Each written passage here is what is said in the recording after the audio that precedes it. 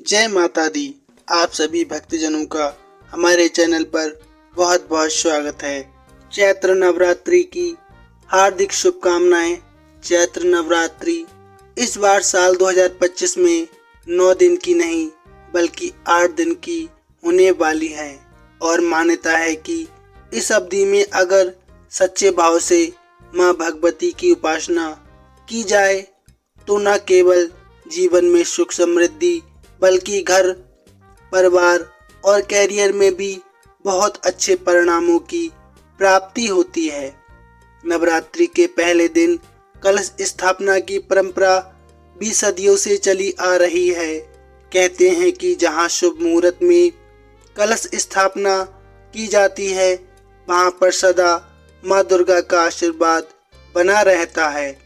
उस घर में या परिवार के सदस्यों पर संकटों के बादल कभी नहीं मंडराते और ये नवरात्रि बहुत ही शुभ रहने वाली है क्योंकि इस बार माता की सवारी हाथी पर होगी, यानी माँ दुर्गा हाथी पर सवार होकर भक्तों के घर में पधारेंगी और हाथी पर सवार होकर ही प्रस्थान भी करेंगी क्योंकि इस बार चैत्र नवरात्रि का शुभारंभ रविवार के दिन हो रहा है और दिनों के आधार पर ही माता की सवारी निर्धारित की जाती है।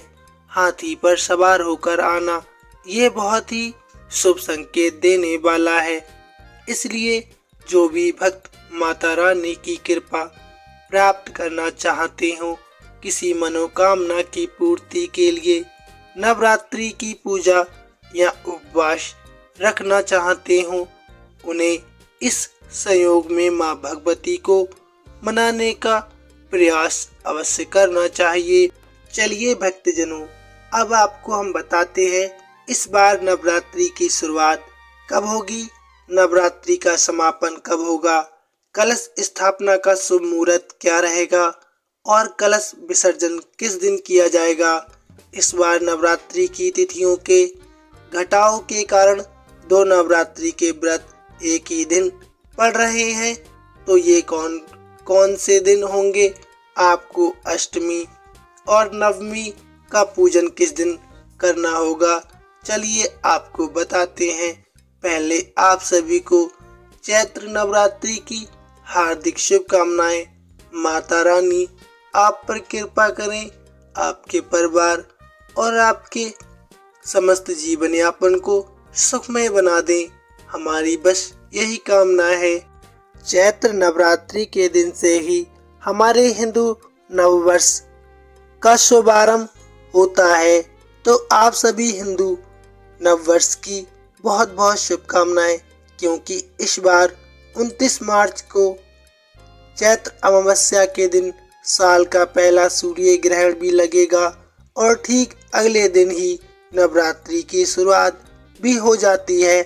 ऐसे में नवरात्रि से एक दिन पहले लगने वाले सूर्य ग्रहण को भले ही हमारे देश में नहीं देखा जा सकेगा क्योंकि ये आंशिक सूर्य ग्रहण होगा, फिर भी आप नवरात्रि से जुड़ी हुई जो भी पूजन सामग्री या मंदिर में आप गंगा जल छिड़ककर शुद्धि अवश्य कर लें, उसके बाद ही पूजा की तैयारी प्रारंभ करें।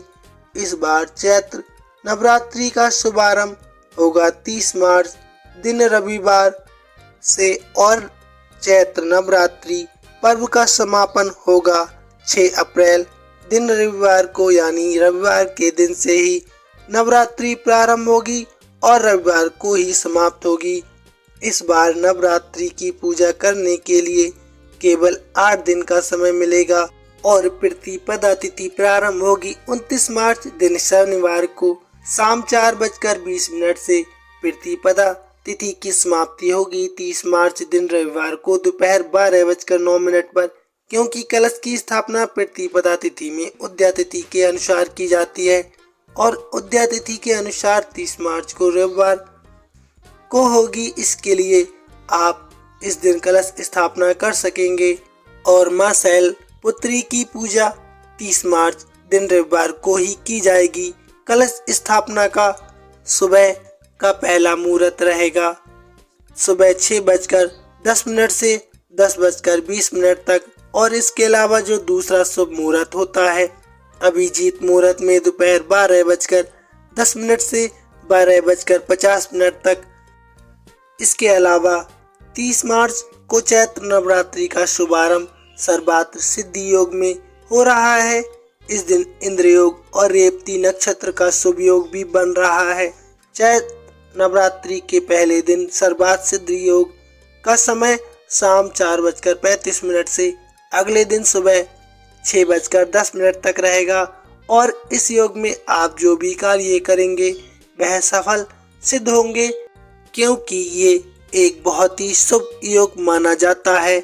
अब अष्टमी और नवमी तिथि के बारे में जानने से पहले ये भी जान लीजिए कि नवरात्रि में किस दिन किस देवी माँ की पूजा होगी।